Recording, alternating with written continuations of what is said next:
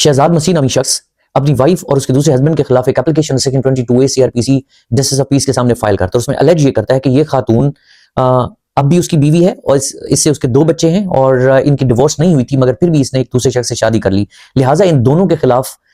FIR दर्ज register की जाए चूंकि उन्होंने कॉग्निजेबल ऑफेंस कमिट किया है। शहजाद की ये दरखास्त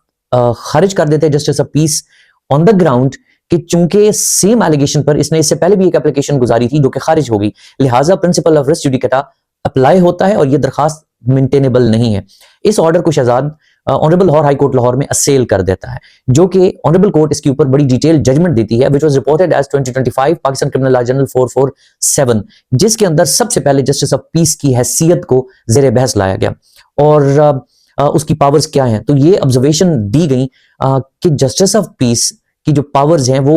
एग्जेक्टिव हैं, एडमिनिस्ट्रेटिव हैं, मिनिस्टीरियल हैं और प्रिवेंटिव हैं। और इससे पहले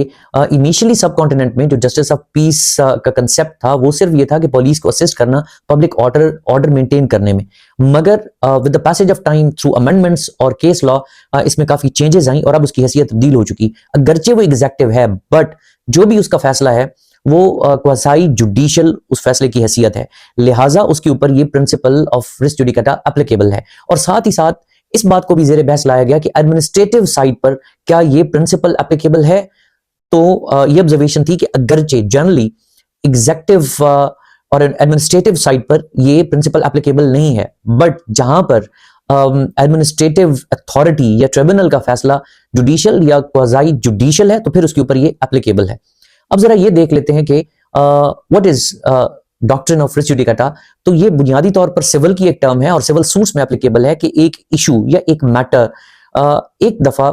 कोर्ट के सामने आया और कोर्ट ने उस इशू को डिसाइड कर दिया मेरिट्स पर और उसके ऊपर जजमेंट दे दी,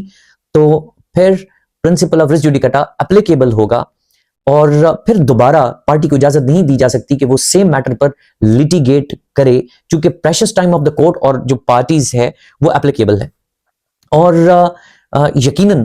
क्रिमिनल साइड पे या एडमिनिस्ट्रेटिव साइड पे भी ये प्रिंसिपल एप्लीकेबल है। लिहाजा ये जजमेंट में जो प्रिंसिपल